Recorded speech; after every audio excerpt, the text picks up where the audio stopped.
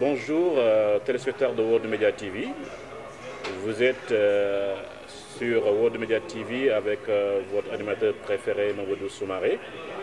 Nous sommes là aujourd'hui à Casablanca, à l'hôtel Alpha Place, avec un international sénégalais du nom de Diafra Sakho, qui est actuellement avec l'équipe nationale au niveau du Maroc pour la préparation d'un match amical contre l'Ouzbékistan, qui va se jouer, Inch'Allah, le vendredi 23 mars. Donc nous avons un ensemble de questions à poser à notre cher invité. Diafra Sakho, bonjour. Bonjour. Voilà. La première question que je voudrais poser, c'est quels sont vos débuts dans le milieu du foot? Après, c'est une question complexe. J'ai commencé à jouer au foot un peu tard, mais avant, j'ai joué les matchs de Navetan au Sénégal. C'est de là où Génération Foot m'a recruté. Et après, j'ai fait 6 mois à Génération Foot avant que Joël Muller vienne me chercher à Dakar. À quel moment vous avez senti que vous pouvez devenir un footballeur professionnel et que vous pouvez réussir dans le milieu du foot? Honnêtement, c'est après mes 16 ans, quand j'ai joué les Navetan, alors que j'étais un numéro 6 avant. Et ça fait bizarre. Là, vous m'apprenez. Et j'ai commencé à jouer avec mes potes comme ça dans des matchs de Navetan.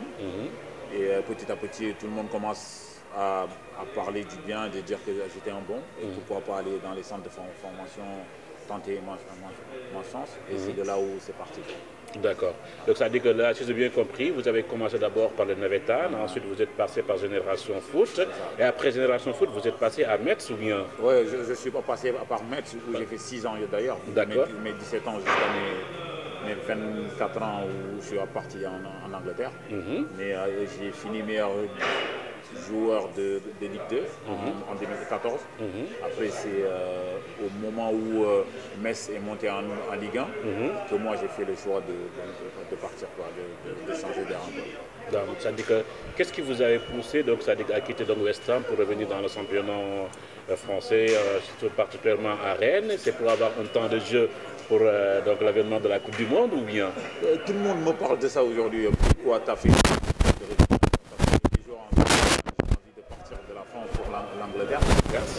J'ai fait le choix inverse.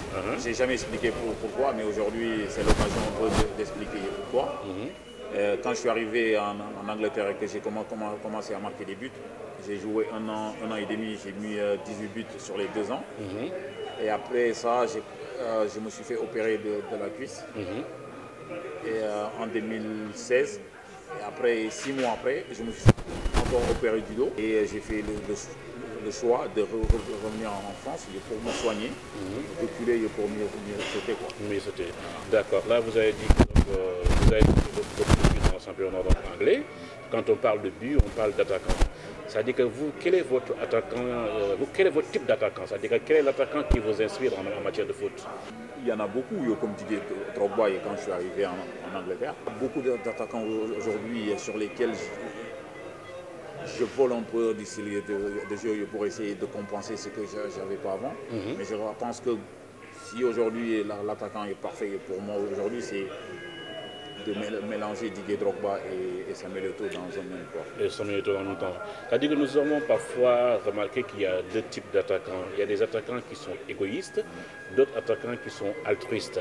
En parlant d'attaquants égoïstes, je prends le cas maintenant de Inzaghi, de Suarez, ou bien même de Weah à l'époque, ou bien même de Meri Crimo. Mais parlant d'attaquants altruistes, je prends l'exemple de Benzema par exemple. Vous êtes dans quel type d'attaquant? Est-ce que vous êtes égoïste ou bien altruiste? Moi je pense qu'aujourd'hui, après ça dépend, parce que ça dépend aussi des moments et pour moi. Parce qu'il y a des moments où j'ai tellement envie de marquer que je peux ne pas voir le mec à côté de moi et tirer. Mais si je vois aujourd'hui un mec qui est mieux placé pour moi et pour marquer un but, tant que l'équipe gagne, je suis content, mais j'aimerais bien finir parce que tout le temps, quand je rentre dans un terrain de foot, je me dis dans ma tête que je dois marquer. Ouais. Maintenant, est-ce qu'il vous arrive, par exemple, à la fin de match, quand vous n'avez pas marqué de but et que votre équipe perdait, ça dit que ça vous ronce, que ça vous hante, quoi? Parce qu'on en a vu quand même par le passé des joueurs de la trempe de Klinsmann, par exemple, qui râlaient dans le vestiaire. Est-ce qu'il vous arrive, quand vous ne marquez pas de but maintenant, de râler ou bien que ça vous hante? Non, moi je ne râle pas par rapport à dire pourquoi je râle parce que je peux m'en vouloir de ne pas marquer un but. Parce qu'aujourd'hui, je pense que l'être humain doit dire qu'est-ce que je peux apporter aux autres, mais pas dire qu'est-ce que les autres peuvent apporter aujourd'hui à l'équipe. Moi, je me dirais toujours qu'est-ce que je peux apporter aux autres.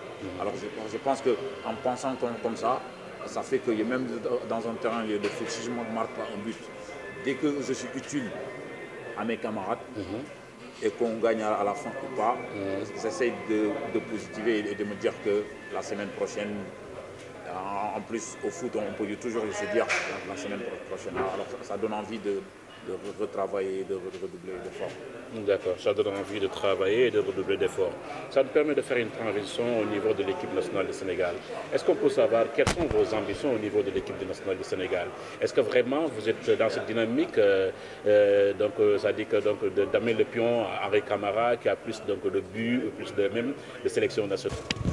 On doit pouvoir faire gagner aujourd'hui au Sénégal d'Afrique. C'est ce qui aujourd'hui, je rêve de ça, et je travaille pour ça et j'espère, Inch'Allah Rabi, pouvoir aider l'équipe à emporter un football. D'accord, ce qui a manqué aux générations antérieures, telles que les Diouf, voilà, les Niang, donc les Henri Camara et autres. Quoi.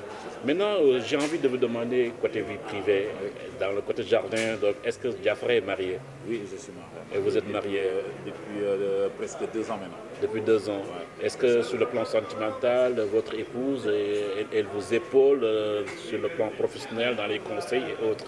Oui, et ma femme, aujourd'hui, c'est ma première sportrice. Je pense qu'aujourd'hui, quand je joue au foot, elle est même plus stressée que moi. Après, c'est sûr que je me suis marié avec une femme sénégalaise. C'est ce que je me disais depuis tout jeune, c'est que j'ai envie de manger du tchèp et tout. Et je me voyais me marier à une femme sénégalaise et aujourd'hui je suis content. De sentir cette sénégalité, quoi. Ça, nous avons remarqué aussi, c'est-à-dire que les stars, les joueurs de foot, ils ont l'habitude de faire trop la fête, de sortir, d'aller en boîte. Côté vie, hygiène de vie, est-ce que Diafra, quand il va en vacances, il sort, il est fêtard?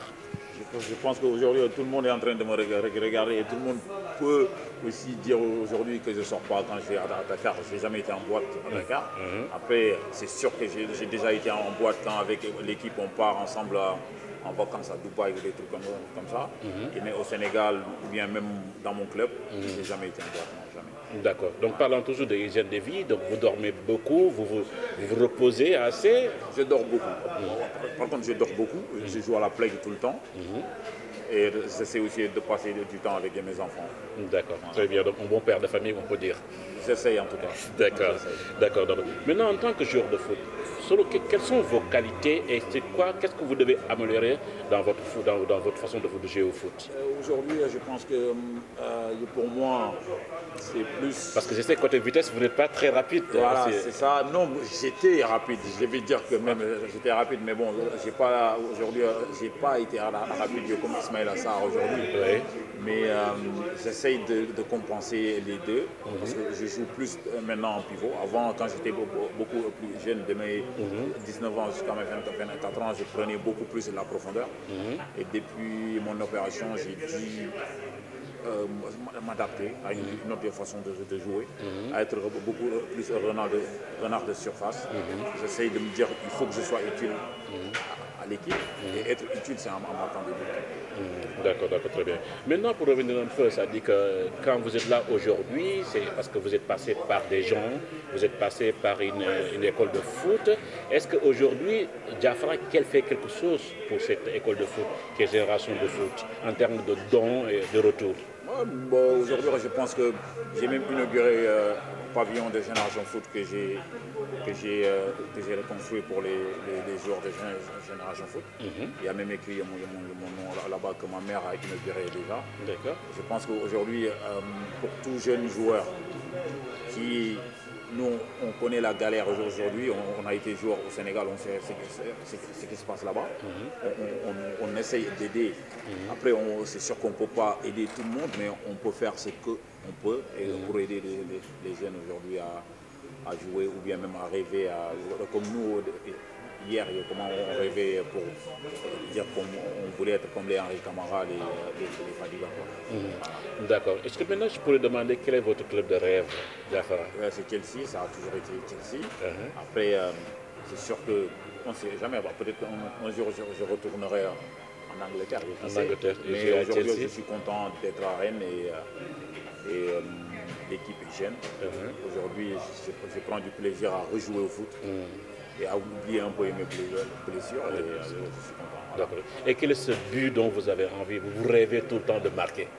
Non, en tant qu'attaquant, finale de Coupe d'Afrique. Finale de Coupe d'Afrique. Si je marque un but à la finale de Coupe d'Afrique et que le Sénégal remporte ça, je serais très très content. D'accord. Après que ça soit talonnade ou la tête ou plongeon, il faut juste que ça dépasse la ligne. Ça dépasse la ligne, d'accord, d'accord. Maintenant, donc, la dernière question, c'est qu'après le foot, on sait que donc, la carrière d'un joueur de foot est très limitée. C'est très rare que ça aille jusqu'à 40 ans, il y en a peu même d'ailleurs. Qu'est-ce que vous avez prévu de faire après le foot, votre Honnêtement, beaucoup de gens posent la question-là, qu'est-ce qu'ils ont envie de faire après le foot. Moi, j'ai envie de rien faire, juste profiter de ma famille, voyager, découvrir le monde, aller voir mes grands-parents que je n'ai pas vus depuis un moment, la famille à Bakel que je n'ai pas vue depuis un moment, passer du temps avec tous ces gens que j'ai toujours aimés, parce que depuis mes 16 ans jusqu'à aujourd'hui, je n'ai pas eu cette chance ou l'opportunité de pouvoir d'être avec ma famille, avec des gens proches, et il y en a que j'ai perdu même. Alors aujourd'hui, je pense qu'après le foot, quand je vais arrêter, je vais passer toute ma vie à rester en famille, pour profiter de ma famille. Voilà. Donc, c'est téléspectateur de World Media TV. Vous étiez avec l'international sénégalais Diafara Sakho, qui n'accorde pas trop d'interviews, qui nous a fait cette opportunité-là aujourd'hui à Casablanca, donc de s'ouvrir un peu, de nous expliquer par rapport maintenant à ses débuts de foot et son parcours de footballeur.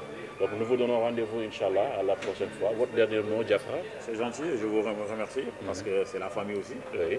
Vous êtes mon oncle direct. C'est vrai aussi que c'est mon fils, oui. Je suis très content aujourd'hui d'avoir eu cet échange avec vous. Et aussi, je remercie tout le monde, tous les téléspectateurs de World Media TV. Et je vous dis à la prochaine. D'accord. Ok, à la prochaine. Merci beaucoup.